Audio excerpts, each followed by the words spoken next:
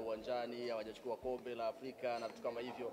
Lakini thamani ya klabu ya Simba ni kubwa kwa sababu kama leo hii Jairut wanaweka bilioni 38 kwa ajili tu ya jezi, na hapo ndani kwenye mkataba umeona kitu ambacho anakifanya ni kwamba watawajengea Simba uwanja wa mpira wa miguu ambao utakuwa na capacity ya mashabiki 10,000. Unaona bana, lakini wakati huo pia bado watawapatia basi la kisasa kabisa aina ya Iriza. Kwa hiyo kuna vitu vinashtua kwenye ule mkataba. Mimi mwenyewe nilikuwa namwangalia yule mwamba wakati anazungumza, sasa jamaa ila wanatoa wapi? Bilioni 38 mzee, sio mchezo, na imeshtua nchi kusema kweli, kwa sababu ni kitu ambacho watu wengi hatukutarajia. Tumeona Simba kwa msimu wao wakati anaingia Fred Vunjabei aliweka bilioni 2. Baadaye Sunderland the only one anaweka bilioni 4. Unaona kutoka bilioni 4 hadi bilioni 38 is no joke, ni hela nyingi sana, na hiyo ni kwa miaka mitano. Kwa maana Simba wana uhakika kwa mwaka kupokea bilioni 7 kila mwaka. Kwa hiyo niseme tu kwamba hiki ambacho Simba amekifanya kwanza ni kubwa sana, kwa sababu wamekuza brand yao, wamepambana na klabu hiyo kwa sababu wamekuwa kifika kimataifa, na hiyo yote ni kwa sababu wao wamekuwa na hiyo consistency ya kufika kimataifa, hasa kwa upande wa robo finali.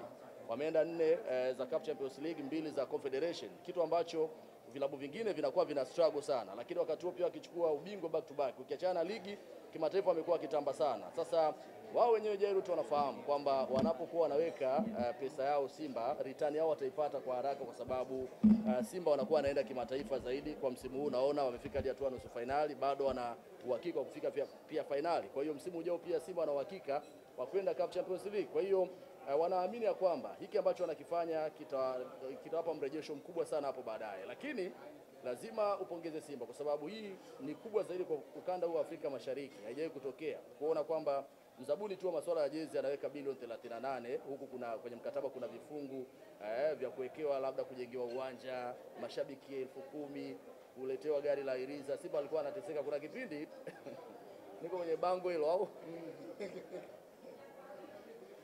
wako watu wa Simba hapa karibu. Kuna kipindi Simba basi lao lile lilipata changamoto, unakumbuka? Wakawa wachezaji wanaenda uwanjani na Costa. Yaani basi ilikuwa la changamoto, na baadaye tukawa tunauliza basi la Simba liko wapi bwana, na vitu kama hivyo. Sasa hivi wanatoka kwenye basi ile ambao walikuwa wanaitumia, sasa hivi wanaenda kwenye Iriza, na wana deserve of course. Klabu kama Simba wanapaswa kuwa na basi la kisasa Iriza. Yaani Azam wana Iriza alafu Simba hawana. Sasa Simba anaenda kuwa na Iriza alafu toleo la mwaka wa mbele kabisa. Kwa hiyo unaweza kaamini hilo kwamba brand wameilinda na wamepambana kweli kweli kuhakikisha brand yao inakuwa kubwa, na leo hii unaona watu wanaweka mipesa mingi kweli kweli. Sasa hii ukisikia kwamba kuna watu wanapaswa kuiga, waige. Mimi kila mara nawaambiaga nikisema Yanga waige vitu ambavyo Simba wanafanya, watu wananipiga mawe, wanasema wewe bwana umetumwa, wewe bwana umepewa tiketi ya ndege, wewe bwana maneno kibao. Lakini mwisho wa siku leo watu wanajionea haya mambo tunayozungumza kila wakati ni kwamba hayaji tu by fluke. Haya ni mambo ambayo yanafanyika taratibu kimchakato, na wanaenda taratibu, lakini leo hii unaona watu wana cement ubora wao kila kukicha kwenye michuano ya kimataifa. Watu wanaendelea kupalilia brand walionayo, haishuki. Yaani wakienda robo finali, sio kwamba leo umeenda robo finali, kesho umeenda zako umeshia hatua makundi. Haiwezekani. Ili uweze kuwa mkubwa, lazima upambane na giant. Lazima uendelee kuprotect uwanja wa Benjamin Mkapa. Yoyote anayekuja anapasuka. Leo hii unaona mtu anaweka pale bilioni 38 brother, sio mchezo, ni hela nyingi sana. Lakini swala la uwanja kwangu ndio kitu kikubwa kuliko vitu vyote ambavyo vimezungumzwa pale. Simba na Yanga kukosa uwanja wao tu wa mpira wa miguu ni aibu kweli kweli, yani ni fedheha. Unakosa uwanja, mnashindana, mmoja anatoka Chamazi wanaenda kugombania uwanja wa KMC brother. Uwanja wa KMC yenyewe ule juzi nimetoka kuongea pale kwamba waandishi wa habari wenyewe tuthaminiwi, tunaweka tu la kutukinga na jua hakuna. Leo hii Simba wanaenda kujengewa uwanja, na hawa jamaa wako very serious kwa namna ambavyo wamezungumza. Naamini wanaenda kujenga uwanja huo wa kisasa kabisa wa watu 10,000 ambao mashabiki wa Simba watakuwa na enjoy, hasa kwa hapa Dar es Salaam. Alizungumza mwekezaji wa klabu ya soka ya Simba kwamba atakwenda kufanya uwekezaji mkubwa ndani ya Simba, lakini tumeona mpaka sasa yale ambayo aliyaahidi ni kwa pamoja na kutengeneza uwanja, lakini tumeona kama bado hajafikia kwenye ile progressive ambayo alikuwa anataka kwenda kuifanya. Pengine labda tutarajie maneno tu ambayo huwa yanazungumzwa, lakini kwenye swala la vitendo yanakuwa ni kama vile hayatiliwi mkazo. Yeah, of course. Kuna wakati ukisikiliza maneno ya hawa wafadhili na wawekezaji unaweza ukafurahi kwa sababu wanatia zaidi sukari katika mazungumzo. Hata engineer wakati anagombea anaomba nafasi ya urais pale Young Africans aliwaambia cha kwanza atakachokifanya ni kujenga uwanja, lakini tumekuwa tukiona magreda tu yanapita pale yanasawazisha, yanafanya levelize, lakini hauoni chochote ambacho kinafanyika. Lakini kwa upande wa Mohamed Dewji, kuna mtu ambaye leo anaweza akampiga mawe Mohamed Dewji, kwa sababu yeye hata kabla hajazungumza tayari ana viwanja viwili vya mazoezi pale Bunju. Niambie, Yanga wana uwanja wa mazoezi wapi? Simba tayari wana viwanja viwili vya mazoezi pale Bunju. Hawaendi kulipia uwanja ili wafanye mazoezi. Wamefanya progress, lakini leo hii wana kambi yao. Kwa hiyo kuna kitu ambacho amekifanya.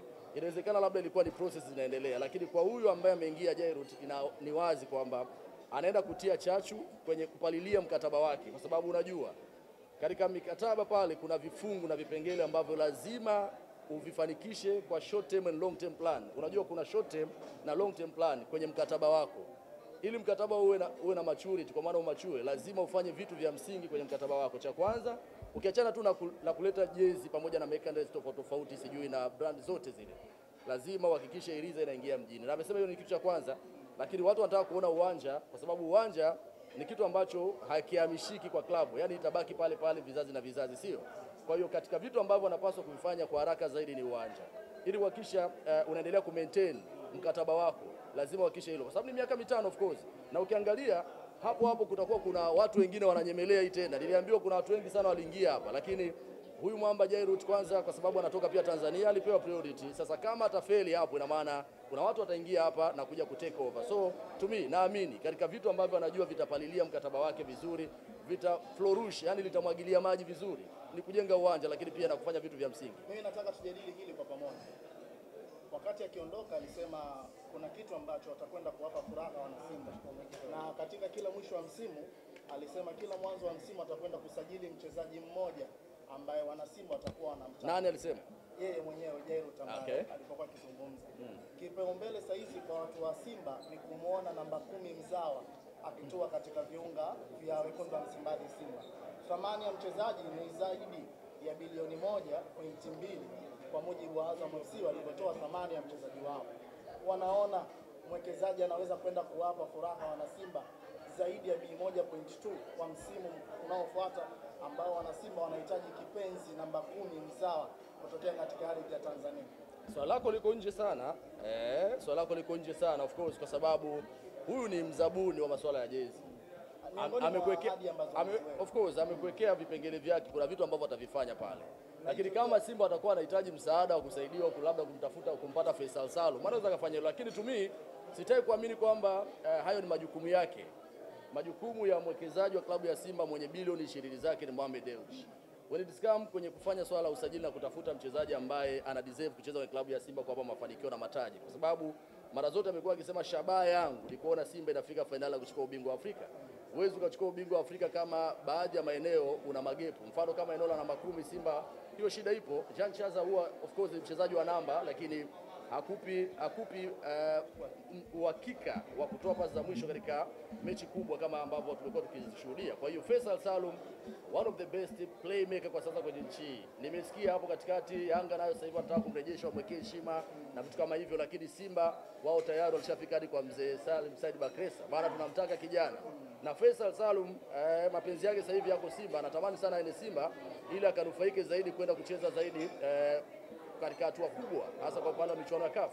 Kwa kwangu mimi naamini kama watahitaji msaada kwa Jairut wanaweza kupata, kwa sababu bilioni 1.2 kwa Simba ni hela ndogo. Imagine huyu hapa mwamba anaweka bilioni 38. Sasa wakichukua tu kipande kidogo pale wakatupia pale kwa ajili ya kumweka Faisal na shindikana vipi. Kwa kwangu mimi hivyo ni vitu minor sana, vitu vidogo ambavyo vinawezekana. Sasa hivi tuache kwanza tuone mikataba yao wanafanya nini, wanahakisha wanafanya vitu vya msingi ambavyo wameamua kuvifanya kwa sasa. Kwa hiyo msimu tutarajia na swala la muda tu.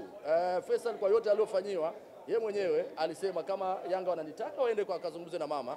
So kama mama yake kipenzi atakubali Faisal Salum akacheze Young Africans, itakuwa ni juu yao, lakini kejeli, kadhia na mambo mengi aliyofanyiwa, kama atarudisha moyo nyuma itakuwa ni yeye. Lakini tumi naweza nikaisema tena hii kama Friji Bob, Faisal Salum leo hii kwa uwezo alionao, kwa age alionayo, spirit ya upambanaji alionayo, quality yake na klasi yake, hadi deserve kucheza Tanzania.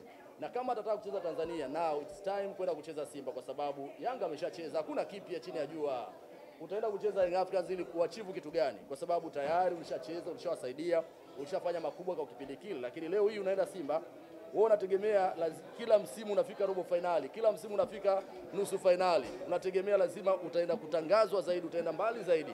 Na faida atakayoenda kupata Simba ni kwamba hata kuwa akibaniwa labda akitaka kwenda kucheza sehemu fulani. Simba wamekuwa ni wanaruhusu sana wachezaji wakihitajika na vilabu vingine, Simba amekuwa akitoa hiyo option ya kuachia wakaenda kucheza. So to me, naamini mwisho wa msimu itazungumza, lakini yote kwa yote nasema tena mnipatie adhabu ninyi waandishi wa habari ndugu zangu, kama Faisal atasalia pale Azam FC msimu ujao.